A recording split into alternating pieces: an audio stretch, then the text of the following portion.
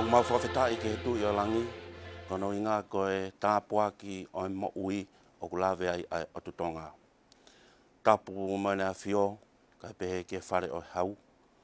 Whatap ki a Penisimani, mai hou eiki o whanua.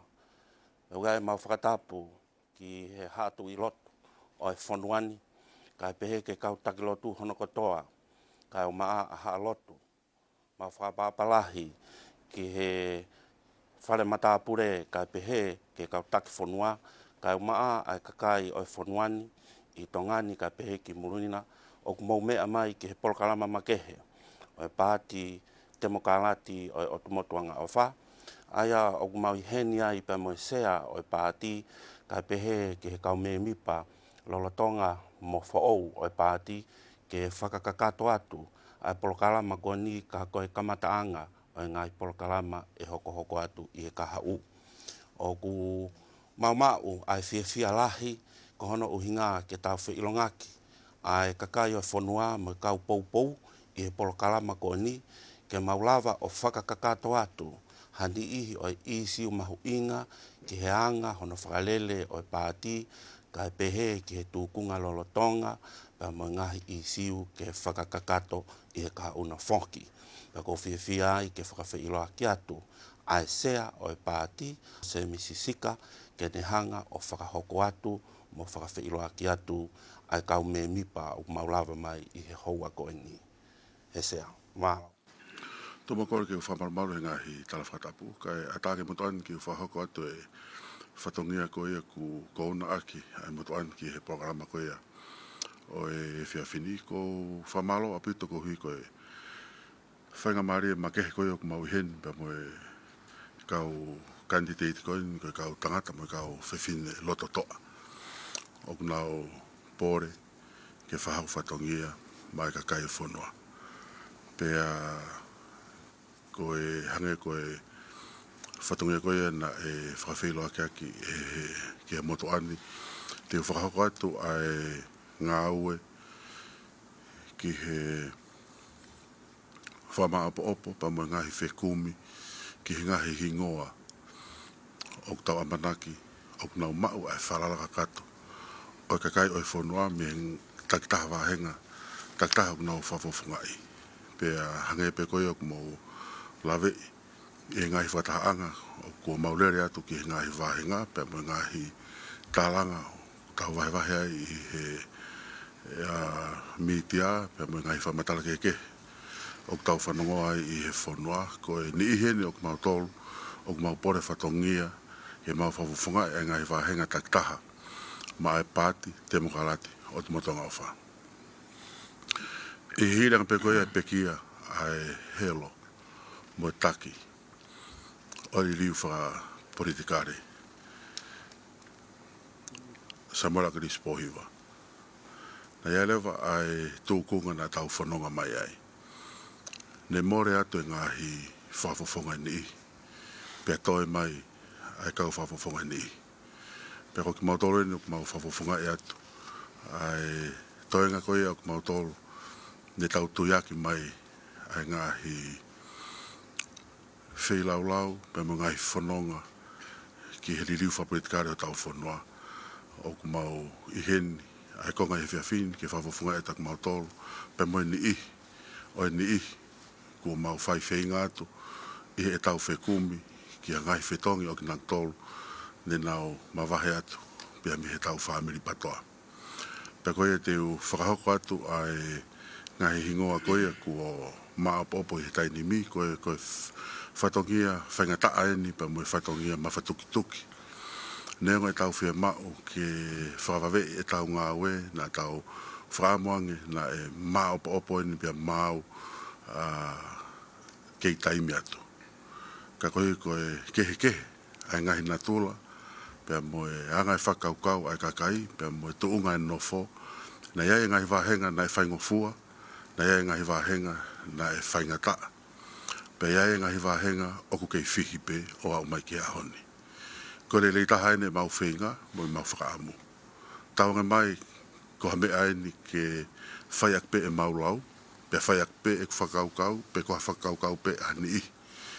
ke whakawhawe e ngā hingoa ke o atu. Ko ngā hingoa e ni o kuwhia mau ke matu aki tonu, au pito, pe a ofi taha, ki helele i taha, mo e lai taha e whalala e kakai i heanga e mau whamaa popo. Aia ko e tōko ia o me he wahenga whika uraki ki he wahenga whika taha fitu. Ko e wahenga whika uraki mo lawe ipe ko SIAOSI vai lahi POHIVA. Nā ne whiri ia ke mawahe atu pia me he whamiri patoa i hanga pe en Faka'Ofisiale pe au tau whakapapai ko toa pe ai tau ataina ke whiri, ai tau ataina i toko taha ke whai o whatau mo en Faka'Ofisiale. Pea e tuunga pe he o kei whai ai whakamā opo ke ao whangatuku ai toko taha ko ia o ku tautui mo whalala o ku ne mau ai whainga maari e lahi taha ke lava mai i he whiri whalelea ko ia i November. I tonga tapua o kua e motoani ko Semisi ki o lafu Sika. I tonga tapu tolu o kua e Caprella Blake Ilolahia. I tonga tapu wha kua e Mateni Tapueluelu. Ko tonga tapu lima ko Losaline maasi. Tonga tapu ono ko FANE fotu FITUAFE. I tonga tapu fitu ne toki peki atu ai whafofonga whaito anunga ko ia ko sione vuna whautsia. Pea o mai rewa ai whainga maari ke tau toi foki tau tolu ke kamata anga o toi whai e whiri. I ahoni ko lesi sita mai e kau Kanititeiti e toko nima. Aia ko e tau whiri o ku ihe ngahi hingoa pe ko e nima. Ko na os lesi sita, ko os tāpuni a lesi sita. Pea ko ia ko e talatala noa mo e whekumi o kei hoko atu ki hingoa e nima ko e ni i e wahenga tonga tapu fitu. I tonga tapu walu ko Semisi tauelangi Fakahau, tonga tapu POHIVA ko Penisimani e penisa Fifita. Ko tonga tapu hongofulu ko Vika tau Faka'Ofisiale. Ai koe tōngai ko ai wahenga ko ia ewa taha. I hapai taha wa, o koe a moare Finau, hapai taha tolu, ko Veivosa, Light of Life, Taka. I wawa o taha wha, ko SAIA PIUKALA. I wawa o taha nima, o ku kei whai e whekumi, ki ha whafofonga i he wahenga koe ni. Wawa o taha Hono, ko SELI tuakalau, pia ko niwa taha fitu, ko Hoatatau Finau. Ko e angaia o e whakamā opo i he ahoni, wai ni i tokolahi i he ngahi hingoa koe ne whakalau atu, ne osi mau mai pe me fuoloa. Ko e ni ihi koe ni toko si koe ni nai toki whakagato mai he ngai au si kua mahili atu, ko e olai ni ngā aue mo e whekumi, mo e whakamāto ato, ai ngā aue kua mau whakahoko, ki helelei taha te maulawa o mai ke o atu, ke whakapapai mo tokai ho mau whalala.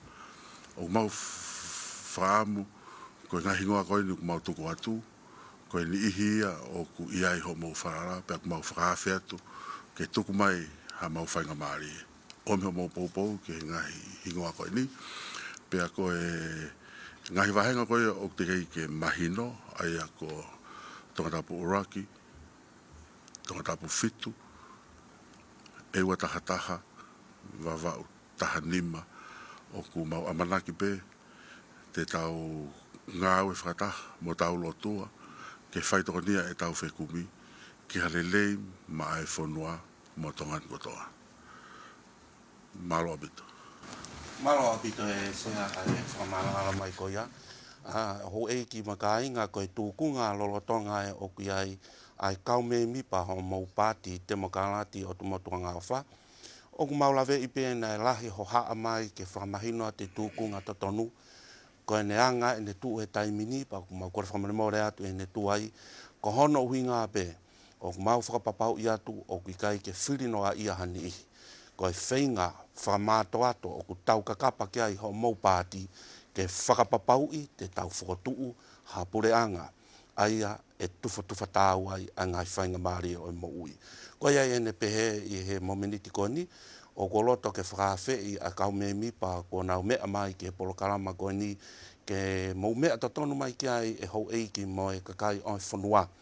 Ke anga o e whakakaukau ai mo tukunga ngau e ai kau whakafofonga lolotonga ka koe kau Kanititeiti kua mau whakatahataha mai ke whakatu ai Paati. Honau hingoa mo e Fika Kanititeiti mo e tukunga foki e nau whakahoko whatongia me o nau wahenga taktaha wa kouloto ke tau kamata me hapai taha tolu ka koe sea malolo e komiti ka kato e wharearea tonga e vosa ke kataki o taki ki tau tō. Kore ke o tuku ha whakapapa ki tu e langi. Whakola tau mo ui tau to e au mo ui mai ke ngai whakaamu lawa tau whahako. Whatapu ki he hau o e whonua ka umaa a maluheu mo e ka inga mango. Whatapu whoki he Penisimani ka umaa tei hamatau kolo whakaanga mo e ka inga lua waila. Whatapu atu ki he tui hawhitu mo e ka inga whonoi fua. Whatapu ki he tui ha te iho ka inga o funga whai mata ka au maa tanusia he lotu ha te iho si kai pehe ki matuku. O whatapu atu ki a tu he toka ka inga o tukini kina. Kai pehe ku whatapu mawahe ki he ngahi to fia pure anga o ua ka makotu whotuhaa. Kai pehe whoki ki whakakai pea mo e no pere nuku. Whatapu atu ki he ganiu kapu ka umai ka inga o ultolu. Ka pehe whoki ki whatapu ki he tamatu i pere hake, pehe ki haa talawhare, ka inga haa talawhare tahi, mo haa talawhare uta. Whatapu atu ki Twitter, ka umai ka inga, pea mo e haa whahenga. Whatapu atu ki whawhanua, ka inga haumare e ia. Ka pehe whoki tapu mana ia, mo e ka inga, vai ko kanakana, ka pehe ki maka ko where unga, pea mo e mairi a te volo. Fifita pito whenga maari e koe ni, ke u haa atu he ata, pea mo e whamafola. Ko hui ke whai atu haa whakamalo, ai waha taimine tau ngau e whakatahai mo e motuani, pea na o tuku mai ho mou whalala. Pea ko lawa e whaita o ko iau, tau hoko atu eni, ke la kanga fo ou. Pea koutui koe tau mua o ku whai ai e ngā ue, pea mo e langa whonua, i e kainga haa pai taha tolu. Ko hono whakapapaui, o ku iai ha mea tokoni whiunga i api. O ku langa ai mo whakaukau, pea mo hono whakatu utu, ke whakapapaui o ku iai ha eka e taha i e whamiri koto ape, ke lava toka ngai meilua wa i la ka umai maira te volo. Kai lava foki ke nauhanga o tokoni i he kuiai inkami o kuiai tau mua, ke mau he whamiri e taha ai tolu mano i he tau. Pea ku whakaivia agi re vaia e ngoe, tautai, koe lalanga mo e koka anga. Pea koutui i sea koe taha eni ha whahinga whau ke lava o whakahoko ai pea pau te au ki muri. O si whakotu ufoki i he hapai tātolu ai society ngoue ke lava ke o atu e ngoue ki toa pure anga. O ko si ai mo e nau ke ni hanga whakaivia koe palau foki hapai tātolu pangapia ua no ke hoa. Koe tu unga ia hono whengai ke ta ofe whakamore, loka paipa whakamaha, kai utu mai paipa ko utānaki. Pea koutui, koe tangai mani o ke kou awe koe me tangai tuanaki, awe koe me taha tolu, o paanga ia ni manoa ki tangai, whakatau pe i hapai. Pea koutui koe taha ia whahinga ngā ue, wa tau mua ngā ue ke whakapapau, e lava, e tō mai koe, e COVID i tahiwa, e lava pe whamiri, o malu i ki nau tolu, o i kaito i ai ha whawhalala ki angahi mea mei muri. Pea koutui e ksea, pea pehe ki he komiti, te upehe, koe timi lere i tahaeni, o e tau lakanga koe ni utau unatu ki ai. O ki ai engsi ngahi whae ai, o ki ai mo ngahi tamai, pea ki ai mo kaureka hange ko au pea mo tawhitu. Ke ma lere whahoko whatongia. Whaate o whalahi, pea koutui, hapai tātolu, whakatonga i hoku Vika, koe Vika ua. Koe Vika peeni na uraki Fili aki i he wafe tahani maa. Pea na mō Fili au ki hoko ko toi whakafoki mai ai Vika ua ke toi hoko atu peho mō manatu. O whaatu ka ki mautolu, kore whakamore more ngahi tono no. Whaamu ke tau toi unu, o toi whaitahange, ka tau lava, o lerei, ai la kanga koe ni, pea ku tau amanaki, ki hapure anga, ihe, ahatahawalu, o Novema. O whaatu, malo apito. Ko le be mua ke hu whanga atu I he tala whakatapua ko whahoko atu me he whare whamawhora lea pe mo ata. Ka tuku mua mo e whanga maarie mo ki I motua mauraro koeni ke whai atu ai ha whatau kei. Ko uhi ko ha aho mahu inga pe ko ha taimi whakahistoria ni ke mo ui. Ko uhi ko ha whenga whaingataa. Ka tau te whito ko e whenga ki he whiri koeni, utau amanake atu ki ai ahataha walu ko ia o nove maa.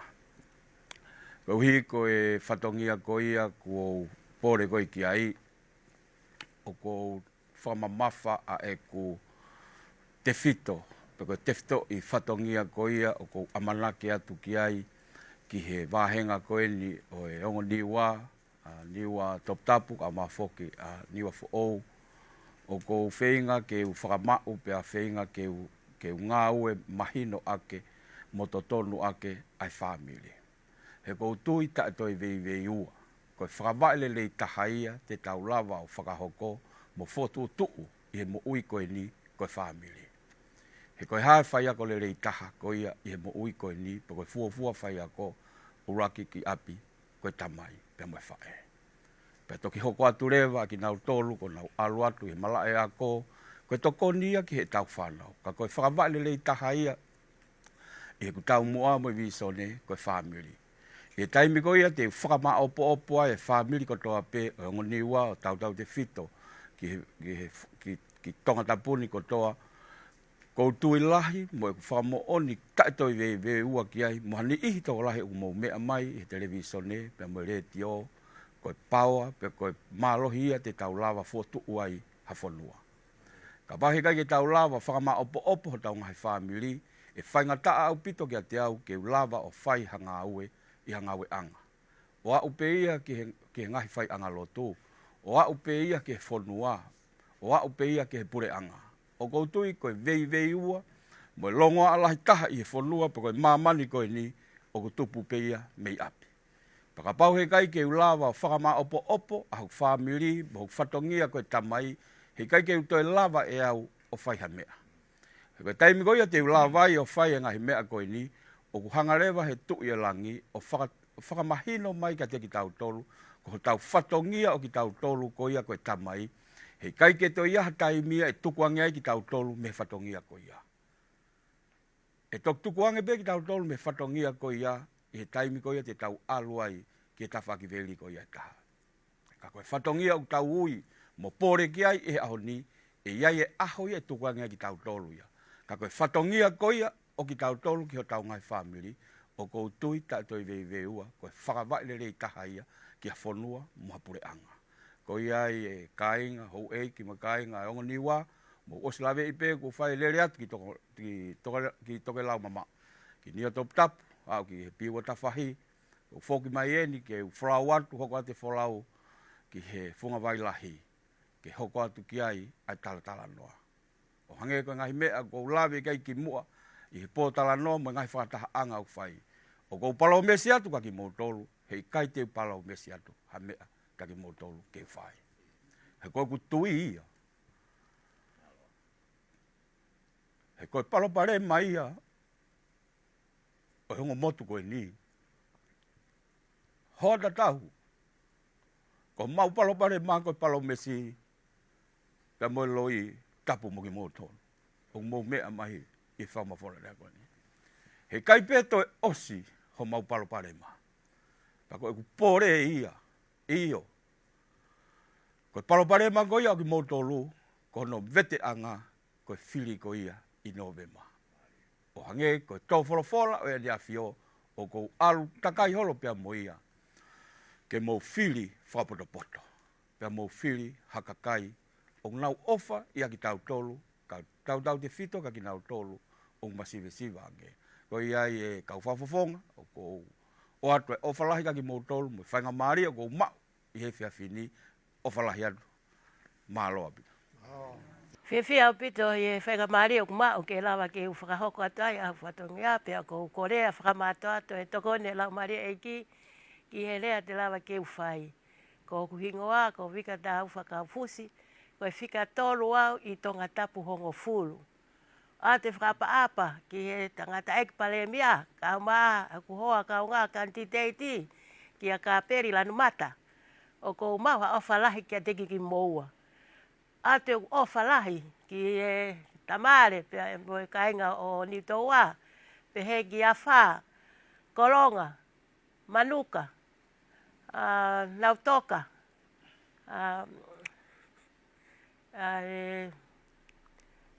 mapuhoi a te walo, la paha, pe he foki ki nukureka, ka uma a talasiu, pe mo makaunga.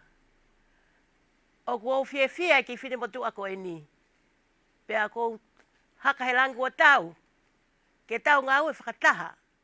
Pe ako korea whakamato ato, a mo whalala kia te au. Ko e kuwisione, rescue all. Fakahau Ptoa. He mo ui lotolu. Spiritually, physically, and also academically. Pe aku whai e ngai fua whatongia, i he tawhaaki ako, pe he ki he pō ako, ai mo ngahi mea wholau e kakai, o kuna aurau te ngahi tau lahi.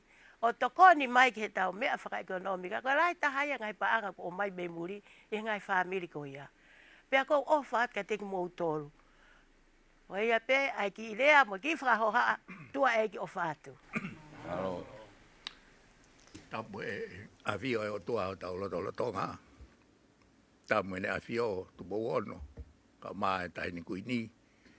Pe ke whare tupo, pe ako hufanga atu he ngahi tala whakatapu kakato ko o whaki. E ona bol Mateni Tapueluelu. Ko Penisimani e penisa Fifita eni. Ko e Kanititeiti whikatolu. Ma e Fili vale alea, vaenga Fili tonga POHIVA, ae kutau amanaki atu ki ai, e aho taha walu o nove ma. Te u talatonga atu pe, o tānaki pe, ki he Finau tolu, ko nau osi whakahoko atu, ae nau kaweinga ngā ue, pea moe nau ngāhi visone, ki he kaha u, ko u tānaki atu pe. Ko e ku kaweinga ngā ue, langa fonua e tu loa. O kai ko langa fonua e osini pe. Pe ko langa fonua e poponi pe. Ka ko langa fonua e hoko atu. Pe tu loa. Ia ngai mala e ko eni. Whakalau maarie, whakapolitikare, whakaekonomika, mo whakasosiare. Na mo mea pe ke tol fofola ai tui, na ane tokanga, ke ngai mea ko e ni. Pe ko mea ia, o ku pipiki ki ai ki motua ko e ni. Ko e tau e ni e tolu walu. E ku whai whatongia ma e pule anga tonga. Ko si ai pe palani e pule anga. Wai ne palani tau loa. Wai ne palani tau hongo fulu. Pea kui ai moe ne palani whakatau. Ka koe taimi koe na mou tuku maha mou whalala ke whakawhawanga i mou tolu e tau koe ne fitu e whare reo tonga. Nā ku tōkanga ki he mo uilelei ai ngahi whamiri. Ne lava o kumei tau melere ua. O ange taha ke ngāwe aki e senta mo ui a fua motu. Pea moe taha ke ngāwe ake senta mo ui o tataka mo tonga. Koe ui pe, koe ngāwe ake kau ofisa mo ui. Ke toka ngai a e tau mo ui lelei. Nā ku tōkanga. Ke mo ui lelei ai pe. Ko pau ke tau mau a mea tokoni o ku lelei. Mo whaka mau iwi. Koe uhi ke hoko atu e tau whatongia. Hange pe koia ne lawe ki ai, a niua taha fitu. Oku fie mau, ho tau whamiri ke tau fie fia. Pe aku fie mau, ke tau mau a me tako ne rei, ne lawa kuma e tau palau. Pe aku fie fia, i he mahu mea tokoni, e ngai whamiri.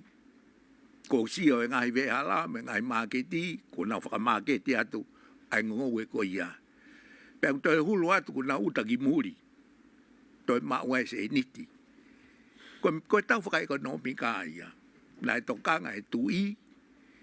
Ke tau ngau e ke ekonomika ke maalohi e tau paanga. I kai ko ia pe, kana aku tokanga. Ki e ako. He koe, founga le rei taha pe ia no solova, o e tau nofo masive siwa, ko e ako. Ne lava, o whakahoko e tau po ako, he ongo senta e ua. Ko e taha i tataka montonga, pe mo e taha i fua motu. Pe ako no ripoti mai ka te au e ola, koe ni e tau ngai po ako, oku, ihe, tuunga, maolunga au pito. Pe ako fili mai, a kau whai ako le rei taha, ho tau pule angani. Ke nau a koi e tau whanau, fom nima, fom mono, fom fitu.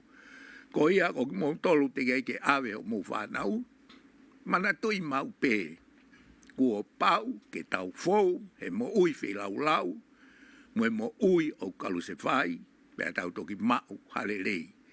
Ko lava o whakotuu, me tau ofisi, whakawahe ngā, o tu ia e holo whatui ta taka montonga. Pea ne lava whakotuu, me tau kapuri whakakolo, na tokanga tupou. Iena e ongo tō wholofola koe i he huuwhi, pe mo tāpu ne wharearea, ke whai tōko na tāpu. Pe koe na to e uki, pe tau whono whakafonua, koe tokanga i pea tupou, koe ui ke lava taofi, ai mau, ai whai tōko na tāpu, ki he tau tangata, pe mo e tau whiwhine. Koe ia ne lava o whotu e tau ngai puris whakakolo, i he ngai kolo kotoa, ke nau tokanga, ki he ngai mea ko ia. Pe ko tau ofisi e, ka inga, mo mea ange, ngai mea mo fie mau, ngai toi kore, ngai toi ki e visa, ngai toi kore ki a ngai paanga, ke toko ni ka tiki mo tolu, o lava pe. Koe ngai mea la lahi pe ni ko toko atu. Ke mo mea ki ai, pe te tau koe toi hoko atu pe, i he kaha u. Mo mea i pe tonga tapuhiva, koe Fili, koe mea tau ataina pe a au. Ko tau ataina, ko whoake atu e sihova ma au. Pe ko tau ataina, ko whoake atu e konistutone, ke whai hao Fili. Pe mo mea i pe i e ongo tō wholofola atu pou, i he huwhi, pe mo e tāpuni, mo Fili whakapoto. Haka kai, ke nau whakalere, au tau pure anga. Ka mahalo kusai ke ki repahe, ka e hoko atu e nau tolu ke i toe, malo. Ko kore pe ke u hufanga nga whakatapu o tōna whaki, ke ata ke whakahoko atu e no aki whakamatala no pe, whika aki pe mo e whahoko whatongi a koe au whakahoko. Ko e hingoa motuani ko Semisi tau e langi Fakahau, ko e lere mai me i Ilolahia, pea ko e Kanititeiti Fika tolu.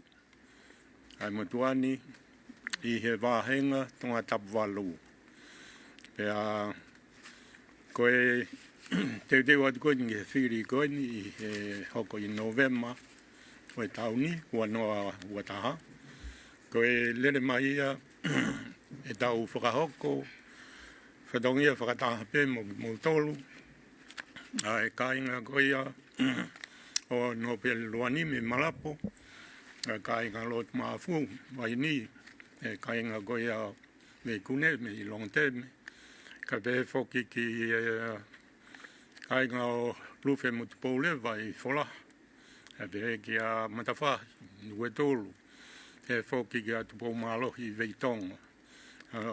Kāinga, mau pakou o atu e whakamalo lahi au vitau mūtoro. Ko e ngā ue, lelei au pito, ko mou whakahoko, i he tau kaunga ngā ue koia me he uawhe tānima.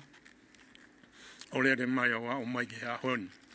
Pe au gei nofo pe whamamafa e motuani, ki he whakahoko koia e ngai whatongia koia, ko ia ke lelele au pitope. Pako uhinga goia e ku tokanga goia ki ta wha goe ni ku hi koe anga sio kone e motuani, o mo malawa, ai mea kotokotoa peke whakahoko mea kotokotoa. Koe taha, ko ki mautolu, o mo ilo, ai ngā hi whia o viviri ko ia a ki mautolu. E taim da tau pe ia, o mauto ia i pe, mo mao pe mautolu ilo le lei au pito, koe ha e ngā hi mea ko ia, mo e whaunga, e ngāwe aki ko ia ke whakawhiau, pe koe lava le lei, ano whakahoko ngā hi whatongia ko ia ke mao e ola ko whia mao. Pe au ku whakawhiwhia ke motuani, ko lere mai ko ia me e ngā hi tau ko ni, le au pito mea kotokotoa. Pa ko lere atu kone o au ki he Fili, ko mea beo ke whika ulake ke motuani. Ke whai ai whemahino aki au pito le au pito mo ki mautolu, tau te whito ki ano ngāwe au ngā koene ai paanga tokoni me wharearea, pia mo i kure anga. Ko ia ke whakahoka ngai whatongia ko ia ke lava lelei, o ku he ku ia i whoki ai whunga ngā ue who ai pure anga ai wharearea o ku whakahoko mai. Pea hene pehe e lahi au pito pe taime motuani, e lava atu ku ia ke tau whakahoko, ai ngahi ke whakahoko ngahi whepotano aki, wheme aku ia ke whae whemahino aki ke ngahi whunga ngā ue ko ia, mai kuhi ke lele mea kotokoto pe ka hau. He mou mea i pe, ko e o mau whatongia, ke whakawhaingo fua e mea kotokotoa pe, kia ki mau tolu, kai lava ke lele ho mou whahako koe au mou ngā whatongia, ai mea koe o mou whemao ke whakakato atu e tokoni koe me he wharearea pia mo i pure anga. Pea o mahina o pito, ko o gwea ngahi mea e whai kia whakamamawha i he tau teiteu whao whatingia tukoni ki he oga pau e hokoata i pe mo whiri ai motuani ke toi hokoata. E koe ngahi mea koe na e hoko koe i he tau wholawhola ai nea whio. Mahino au pito ngahi ngā ue koe au whemau ke whakahoko. Pea au kai ke ngata pea i he wharearea. Koe wharearea pea mo i pure anga. Ke whahoko ngai whatongia koe ke lelei, pea lava lelei fo koe taha e ai liliu o ku osi whakatonga he montuani o fuu mahu inga o pito, ko liliu eni i he whanua whakatoa. Ku alueno au he tuunga o ku tokolahi ange e hoik whawhine. O nau whakahoko whatongia i he ngahi ngawe anga koia o pe koe pure anga, ai koe ngā whakapure anga, pe koe ngahi businessi. Pe ene pehe u fu iai, ai fu whie mau, makehe au pito ke tau ngai, ai poupou i au pito, ai ngāwe koe a hoi ki whawhine, ko hi le iai pa e tokoni lahi ki he whakalakalaka ange, ai langa whakalakalaka, whakasosiale, whakaekonomika e whonua. Ai a koe ngahi mea koe au pau ke tau sio ki ai, i he ngahi sektoa ke katoa pe, pea pehe whoki mo whakamamafa koe ke sektoa koe e tolu, ai a koe au makatu ngai, ai langa whakalakalaka ekonomika e whonua, ai koe ngoue, tautai, kai pehe whoki ki he wholau e wā. Kupau ke whahoko e tau whamamafa ke ngahi mea koe ia, e koe wāhenga koe ni, koe wāhenga ni au fu ngā ue mālohi au pito, tau whito i ngau tolo e kau ngoue, i ono whakahoko koe a nau ngai whatongia, e au ku ola lelei au pito, pa e whakalakalaka pe ki he kāu. E kou tui koe kamata ngā pēni, tau o koe ni ki he osikoni i he hoko koe na whiri i he maina katu, e koe ai amanaki lelei, te mou tuku pia ki he otua, he koe tau mua whokia, ke tau tuu whakataha o tariui ki he otua. Pea ko hia ke whakahoko mō ngā whiri, tuku pia ki he otua, e tenu tataki pia ki mō tolu. Ke whiri, ai toko taha lelei taha koia kau Kanititeiti koia me wahenga, tonga tapu walu, ke nehanga whakawhonga ki mō tolu e wharearea hoko mai. Malo. Malo. Koku hingoa ko Semisi kioa la Sika. Koe whawhonga whika ni mau i he wahenga whiri tonga Tapueluelu. Koe konga kolofo whangapirorevu, havelu, moi konga tofoa. O ko lau koe tāpuaki. I he whainga maarie moi poupou, o ku omai e he kakai, moi kainga tonga tapua, ki u whahako whatongia ko nau whafofonga wharearea.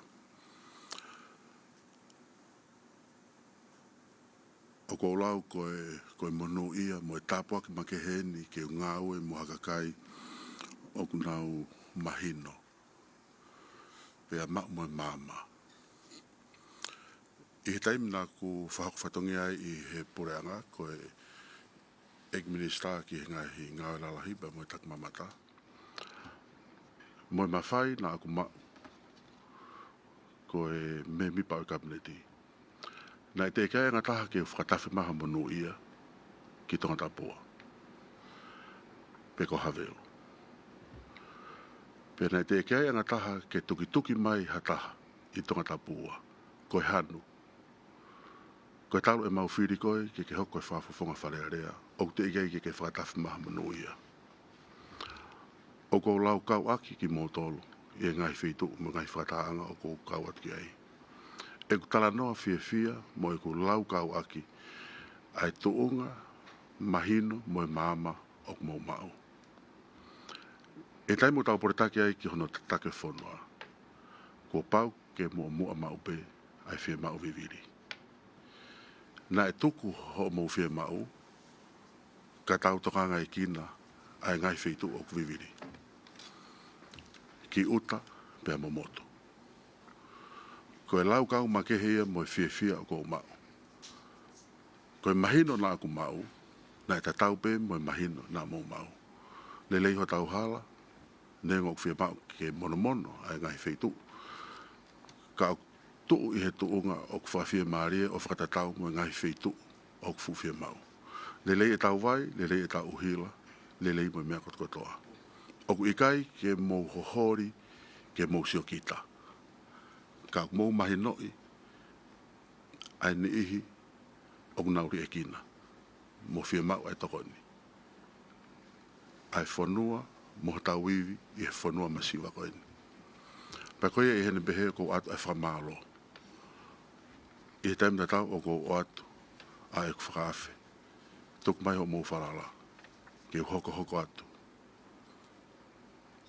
Hono whakahoko e whatongia, o ikai kia ki mō tolpe, ka ki he toenga e whanua, o au ki niua, tua whatu. Ko le peke u whanga te ngahi tala whapapa na e osi ono whahoko atu, ka whahoko atu e whirimoto ani. Ko ki ngoa ko FANE fotu FITUAFE, ko e Kanititeiti Fikau au pia mei tonga Tapuono. Gai foki a e whapaapa ko uhi ko e tau whafofonga lolotonga, o kune lolotonga mauesea ko e ki tonga Tapuono, a Honorable Poate, ka ku fia au pite whirimoto ani ke kau atu pehe pue. Pia moe pole whatongia ke whakahoko ki he whanua. O ku makehe foki ho mawahenga pia moe ek-minister, ko hiko ki maua toko ua pe matu o mai o mawahenga ke whai e pole koe ni. Pia koe ai fia lahi ke whahoko ai ngā ue koe ni. Pia whai peia i he loto fia, pia moe whengau e ak whakataha, pia moe amanaki ki he kāinga ke mau whepopo waki. I hanganaki atu ko ia ki Aotawalo Novema. Ko hai ia o ku whalala ki ai kakai, ko ia te nau whili mai ke hoko koe whafofonga i he tau whili koe ni ka hoko mai. Ka kia e whiwhia lahi ai while motu ani, o kia ngai makatu unga mahu inga e ku wakai ki ai pole koe ko whahoko.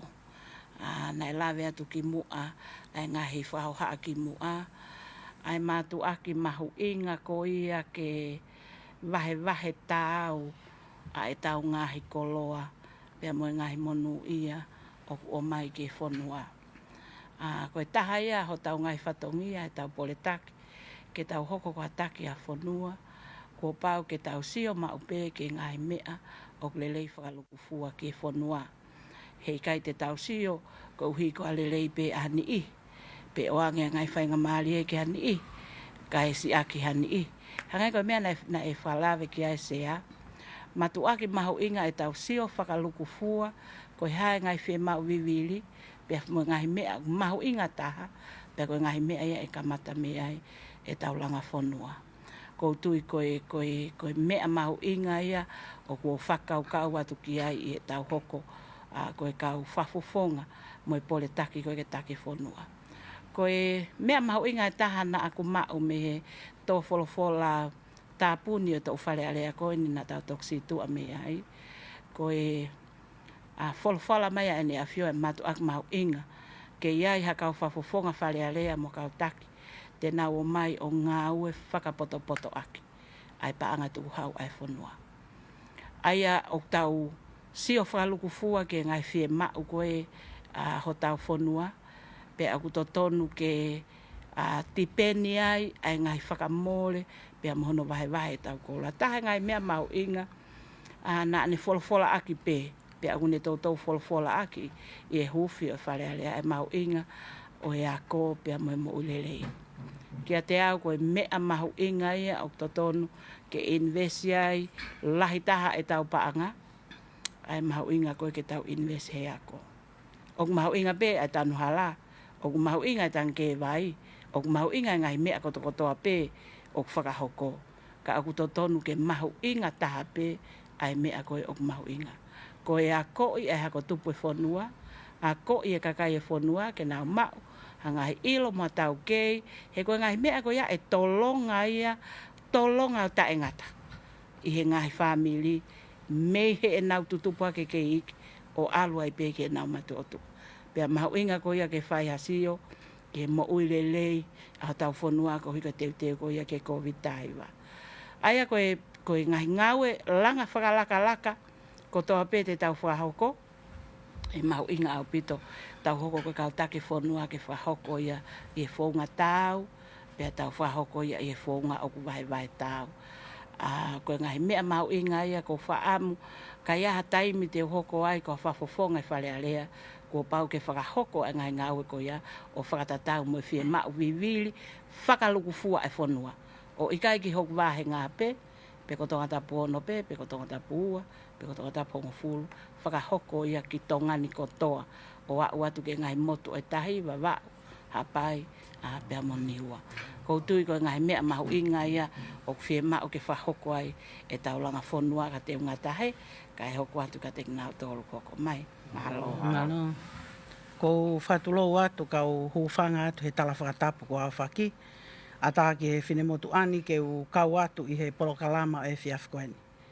E tangata I whonua pia mo e whiwhine I whonua wahenga tonga tapu nima. Ko mo whinemotu a whai whatongi a eni. I hoko ko e whafufonga whare area I he tau e whaa kua mariu atu. O os I he tau ni. Pia ko whawheta I ko hui ko e whainga maari e ko lawe ai. Pea hounga ia ki he whinemotu ani, I he tuku mai ho mou whalala, pea mou whiri au ke hoko ko e whafufonga whare area. O ke iai pea e pōre ai whinemotu ani. Ke hoko atu ai whatongia ko ia, I he toi tuku mai pea ho mou whalala mo mou whiri au.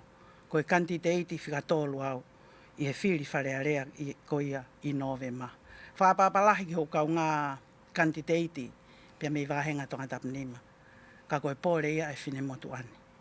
Ko mau ai whia ma kehe I ho mō whiri au. Tau e whāgoena tau ngāu e whakataha mai ai, pia ko whamalo lahi ko hui koe ngai whengau e ako ia. Ko whia tō mai pē konga I he tō wholofola ko ia, ai hau e whonua, I he wholofola tāpuni e wharearea koe I he tauni. Kau Kanititeiti wharearea, mō wō o ngāu e whakataha mo I kakai. Kau maa e kau Kanititeiti, whafonga wharearea mo o ngāu e whakataha, mo I kakai na anau whiri ki mautolo. Pea koe ka veinga ia, o kukou kei tukuloto I pe mahu inga, ai ngāu e whakataha mo I kakai o e whonua. Kau maa e wāhenga tonga tapu nima. Tau e whakoena tau ngāu e mai ai, whotu o e kōsilio ko ia, ke wāhenga tonga tapu nima. Ngāu e whakataha mo I pure whakawahe. Ngāu e whakataha mo I ofisa kolo I hongofulu maono, I he kolo ko ia, kau maa e ngahi kōsilio ko ia. Ngahi mea koe nai kai e whai e whemahi no aki ai, nā tau whainga pe o whakarelei pe he taimi ko ia. ko hi kai lava ke ato mo panga ko ngai kolo ko ia ko te kai ke mau he te kai whakakato mai ngai whe mau ko ia ai whare area ko hi ke utari ui ke whare area ko hi ko ngai ngā ue ko ia i he taim ta tau pe mau mai e motu i palau e ua kei lele pe pea ko whakamalo ko hi ko mahino e ngā ue ko lava whakahoko ake motu i palau ko ni ke tokoni ke te motoro he ko taha ia ngai whe mau viviri na mo o mai pea whai ai e whenga lava ai o omi ai palau e ua koe ni o tau whengawe aki wā ofi ai. Koe taha ngā ue nei lava whakahoko ko no whakotu o e kōsili o ko ia ki he tau tupu a wahenga tonga tapunima. Pea ko whamalo lahi. Ko hui koe ngā ue ko ia hange koe ni koe whono whakafonua koe ni nei whakahoko whekau aki mo e whaito o kona tapu mo e ngahi ngā ue ko ia palo parema ko ia ke tau whanau. Osi kamatai e ngā ue ko ia e wahenga tonga tapunima i he kōsi lio tau tupu, whakataha mo e potu ngā ue polisi, whakataha mo e pilisone, whakataha pia mo e moki nau tolo e kau whaife kau o nau mau e tau kei ki he ngā ue koe ni, pia kou whakamalo. Ko hi koe wāwhe ngā ue aki ko ia, ai mahu inga ko ia koe e tau ngā ue whakataha. O ku hoko atu e ngā ue ko ia, ka koe mahu inga koe tau tuu whakataha. I kai ke ngā tai, kau mai ai hou eiki o e whonua. Ai hou eiki ko ia wahenga tonga tapunima. Kau mai a no pere tui waka no, kau mai a vee hala, kau mai a tamapirini si. Koe mahu inga ia koe e tau ngā ue whakataha, ke tau sio ka ngai whainga maarie, ke inasia e tau whanau, pia lawai ke solova ngai palo palema koe ni, ko hui koe ka hau e tau whanau. I kai ke ngā tai, whokotuu, pia whaia ngā ue whakataha, pia mo e komiti ka kai whewhine ko ia, ngā ue whakalakalaka ko ia, ki wahenga tonga tapunima. Pea ko whamalo atu ka kai whewhine. I ho mautu mai ke whai e ngā ue whakataha koe ni. Ngahi whatongia o ki taua koe api, mo e tau tokoni koe a koe ke whakalakalaka e wahenga. O kai ke whauri ui lātai. A ho mau tokoni ngai ta wha koe ia. Pea ko kei pore pe ko hi, ke whai e ngā ue whakataha koe ia. Ai mahu inga koe ngā ue whakataha pea ta lawa ke tau wāofi ai. Koe tahe ngai ka veinga, o ku whai ai whakaamu ke ai whine motu ani, i he tau whare area ka hoko mai. Ko uhi koe ngahi palo parema ko hoko he taimini. Whai e whakaamu, na alawa hoko e ngahi wahenga while e tahafitu ko eni, i he whonu ani. Alawa hoko ia, ke o mai e pachet e he pure angaki ai. Pea alawa whakarere ai, te whakatata aki pe eni. Palo parema ko eni o tau whehanga hangai mo ia, pea ue si ai e toko lahi, ko uhi koe tae fie maari he, ki he tanu hala. Ka kapau e o mai pe pacheti, ki he ngahi wahenga whiri e taha fitu koe ni, whai aki e nau ngā ue. Ka lili ue pure anga, o ku kei nofo pe pacheti ko ia i ngahi wahenga takitaha. Nau whai e ngā ue ko ia, mo ngahi tawha aki kehe pe, i ngahi potu ngā ue e pure anga, o ku ia inasi ai ki he ngā ue, pea mo e kakai o e whonua. E to e lelei ange, pea to e wāo fiange, ai kau whawhonga wharearea, pea mo e kakai koia, mo e kau taki koia, i he wahenga whiri takitaha, ko hi koe nau ngā ue whakataha, ke whai a hono whakalakalaka koia o nau ngahi wahenga. Koia koe anga ia e whakakaukau, i he mahu inga koia koe fie mau, ke ngā ue whakataha, moki mau tolu wahenga tonga tapunima. O koe kei pōre ai ko hi, o mi mua haku whainga maarie, ke hoko atu, hono whawhawhonga i ki mau tolu ke wharearea tonga, aki ho mo whiri au a tawalo nove ma ke hoko koe whawhonga wharearea. Tua ofa i ki atu. Malo, ko kore ke u whatapuat ke ne awhio tupo uono. Pe ke a kuini nanas pau koe whewhine maalunga tahe so sai tonga mo whunua tonga. Pe ke whatapu ke whala e alo, pe mo tahine prinsesi ko sa alote mawhle le o pilo le tuita. Ko tumutumu ia e family break o ko si lere mai mea ai. Pe aku ne mea i fas mo yafi. Ko tonga taptol. Ko awen ho mo Ptoa ko keipi pe ko Gabriela Blake Ilolahia. O ko fe pore ke kau i he ngau e he whalearea tonga. Nā kutu mai he wafta wha ka nau tu tokota. Pe na ua ngo i lahi e tu tokota ha. Ka i he tauni tonga taptolu. Ko hau tono mai patoa ka au, nau kore mai keipi hau mua. Kana nau as mai pehe mo menit FAOSI. Pau pehe, ka au hina me una uomi ai ka au. Pea pe tari loto fia, he pau pe wahano o hinga. He ko, ka veinga ko o ko nofo aki tonga taptolu. Ko ho ek fafine. Ho ek fafine, pak tau ilo, i he tau lungang fatonga, ko e ngā fa fafine a api. Ka, ko toi siot ki he toi tapu pe he mai. Tufa tale niti. Pako tufa mai tale niti, pako wa tale niti ia, o whakafou mai ia he ako koina e tānoa ka peni. Ko toi maa ngahi tale niti kehe, e kai ke aonga peho ki lot whareka, e aonga ia he sosaito tonga. Pako uhinga ia e ngau e ku whakahoko, pako uhinga e ku kau mai he pue koe ni. Ko tui, tae toi veiveua, ki he whamiri, ainu ko o hake he kau Kanititeiti, ko uniti mahu inga taha ia. Pea ka whekoi koe a tangata mo fefine. He nai ala, whaile ima pe tangata ke, whaile ima pe fefine ke. Ngahi maalo hinga ke. Kana whekoi koe, pak mou mea mai pe ke patoa e tauni. Ko ne mau e ia, ai vahe tau mo tatau. Ko mau toko whawhewhine, pa whawhetai he eiki. Ko le at ke tuk mai mua hak whainga maari. Tonga tap tolu. Pea ko hok whika ko whika tolu. Whakapalahi at ke Kanititeiti lolo tonga, mo au kau ngā pore koe ni, ka ko ofalahi atu, malo au pito.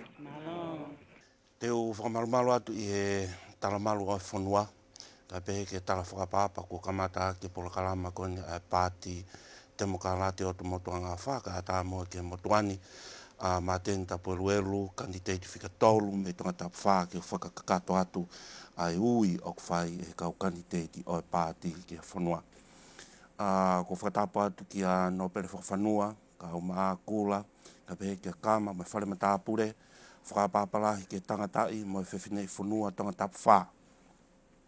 E kai ke uhanga whakalau atu, ai ngā ue ko tau whakahoko, e anga e whai whatongi he tau e fitu ko osi, o ko tuku pehe ke mou awhini maa ke mou whai, ai whakamau ko ia ko e ahoingi o mou pure ai. Ka kui ai ha mea o mau whakaamu ke taki ki ai ho mou tokanga. Ko e tau kakapa o mau whai, ke whakapapaui o kui ai hakulupu e tuu whakataha, ke toka kai a manaki ai whanua, o mau visone aki ai mea ko e tufa tau o whainga maari o mo ui. Ko e osi koni ai Fili, e whakalongo ai whanua, mo e nau mate tupua, pe e whakotuu ha kapineti e nā tula whewhe. Pea mauomi ke o atu ai whainga maari e koni ke tau whengau e aki. Ke tau whakotuu ha kapineti e lava ke tufa tau ai whainga maari o whanua. O ki ai e ngahi whakaamu o mau whakaamu ke tau whengau e aki ai. Ko eni ko o atu e lave me ni ihe kau Kanititeiti. Kau ai a ngahi whainga maari o e tanu hala, ke whakapapaui o lave kotoa ngahi wahenga, he utauri tuku hau kotoa pe.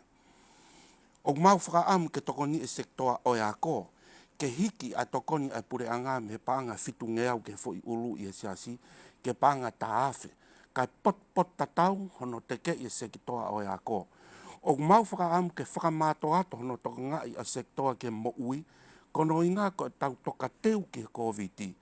Kua omi e langi a whainga maari e mama o maatonga, ke teu kei mama ka tō mai a COVID ki tongani o tau mau.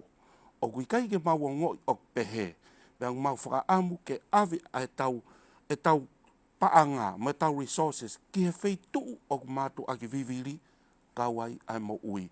O kumau whakaamu ke whakamato ato, hono toka ngai o whai to'o kona tapu, o hange ko ia ko whakahoko e whono e hau o e whanua. O kumau whakaamu ke whakapapaui, ko e mea o tau rea aki o ku whia mau viviri. Pea whetuku e tau sirini o ai ke hoko o kakano, a ngai whakaamu ko ia. O kumau tui, ki he tala ko eni, ke tau kumi, fuafua kumi ki he pureanga o tua, pea ne toki hanga whakaai mai whakaamu ho tau loto. Ko pureanga nia o tonga o tau kumi ki ai, ka kumau whakaamu, e hanga e he ngahi nau, o kumau tau kakapa ki ai, mo e whakaamu, e mo i huu mai ki ai ai o tua, ko e whaitotonu, ko e ofa tatau, ke langai ha kapineti o e whanua i he kahau, mo e mau whakaamu, e si ai a hanu, Kai lava ke tau fefia maria aki, pea tātaha pate o whanua, ka tau alo atonga, io i he unuaki o whanua o tau whaini. Ko e anga ia e mau whaapu mo e mau tui. Ko e pahalo ka polokalama pe e ua pe tolu mei heni. Kua kakato ai no fo ia to e ngai sea e taha fitu o e Paati te mokalati mo e mau ui ke kakai o e whanua ke mo wangare rei. Kai whakamaa opo mua e tau Fili. Kai whakapapaui te tau whakatuu ha kabineti e fia maari ki ai ai whanua. Ki mua pia te mau whakaosi te wange mua e whanga maari ki he sea o e Paati ka Semisi Sika ke ne te atu hane whakalavrave ki mua pa mau te whakaosi atu. Malo abito. Malo ko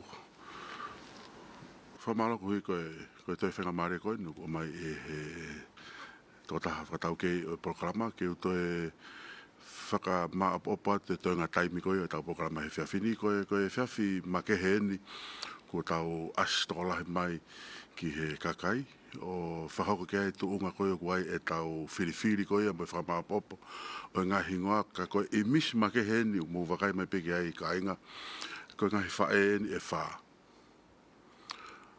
Koe lau maaria ma ke heia o kun henga tānaki mai. Mo iwi ma ke. Ki he taimi koe nai whaia koe whekumi, peko hai, tene whetongi, ai ni ihi koe ko mawahe atu miho tau whamiri patoa. Nai tuu mai e ngahi whae koe ni. O kuai pōpoaki o kune o mai ke tek tau tolu. O kuai ongo mālohe ko mao. Ai uhinga o kua mea ngahi whae koe ni. O tau tangi mo hanu ke tufa ho tau ngahi monu ia mo ko ho tau fonua i he ahone. O tufa ke hini i o poupou pe e kai ke tufa ke hini i o kui kai ke poupou. O tau whia mau ai manawa ofa ai whae o ku puri ai a mihe puri anga lolotonga. Ke ne whakakakato ai tufa ki he taha koto abe. I he whaamiri o ofata tau be whae ki he talanga taa mo e talanga fua. Ko ki nau tolu, mo ni i o kuri e kina he tainimi. E whaka atu ai tufa. I he manawa ofa ai ngahi whae koe ni o nau pore ke whatongia. Ko i via o ku hoko ko e whakalotolahi. O kuri o mai a manaki le rei. Ki he whanofonofu koe o tau a manaki atu ki he pore anga fo o koe te tau fotu. I novema a tahawalu. O ku kore atu ho mou poupou. O mi hawhainga maari e ke ngahi whae koe ni. Ke nau kau atu, ki hono tufa tau, e tau koroa, mo e tau ngahi monu i hei whanuan. Tua whatu. Malo apito e sea Paati, o ku kore mai e he tui hapai, hane ki miri te taha, koe anga mahe ni foko e ospe mea sea, koe tau lavaia, ka whakaosi ate motuani, ka ku kore pe sea, ke lau mai le leibe me kau me mipa, ange mo ki mili te taha whakaosi koni matui hapai he kone mea pea ana ko tau tuku whetara ki ia he whiri oko. Sea, ko ki hoko tu pea uia he mea koe ai sea. Pea manatu ai he rea e whae e kolonga tata. Hau koe tangata, kau alu au koe whewhine o wakai e kolo tau koe pelata. Ai ko whakarelu ai whanga.